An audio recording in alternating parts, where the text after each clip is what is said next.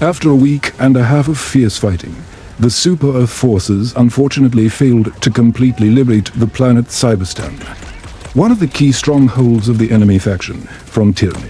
Despite the fact that the hellish paratroopers managed to destroy half of the 8 mega factories, the Legion's capital managed to hold out. The real drama unfolded towards the end of the offensive, when one of the armed forces units helping to reduce enemy resistance was ambushed in the industrial center of Solidarity.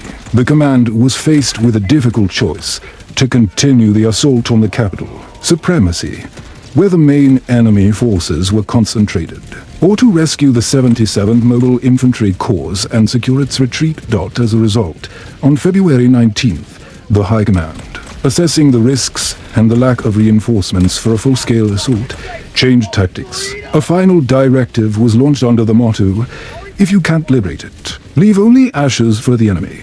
There were enough resources to evacuate the soldiers, and after their rescue, massive orbital bombardments were carried out across the planet. With the help of additional stratagems, such as the portable Hell Bomb, the paratroopers literally turned the surface of Cyberstan into a scorched desert, fulfilling the will of the Federation leadership to clear the territory of mechanical socialists.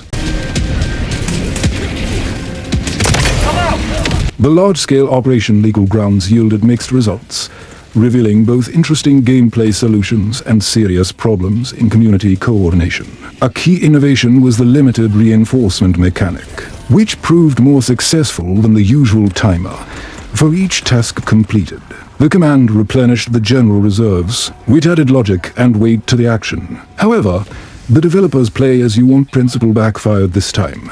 Counting losses on all fronts simultaneously caused discord among players. Poor coordination led to a significant portion of forces wasting precious lives on already captured or secondary objectives, failing to help break through the enemy's main defenses. The situation was complicated by the technical condition of the new enemies. The Vox unit was clearly unfinished.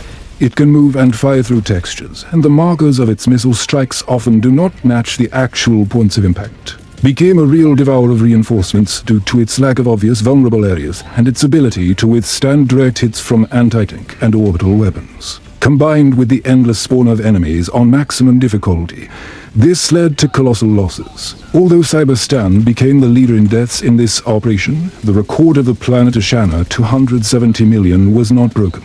The final statistics showed that for every fallen paratrooper, about 23 enemies were destroyed, and the total time of all landings was almost 2 years.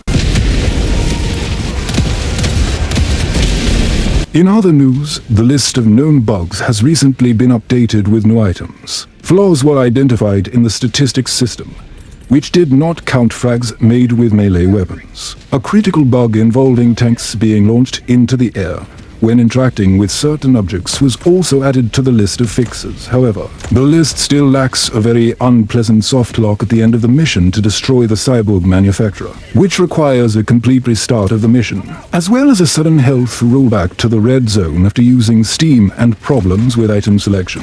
Perhaps these issues have been added to the studio's internal list and will be fixed in the near future. Write your thoughts on this massive mess right at the beginning of the year. Were you satisfied with everything? Or did you expect more from the invincible legion of cyborgs and automatons?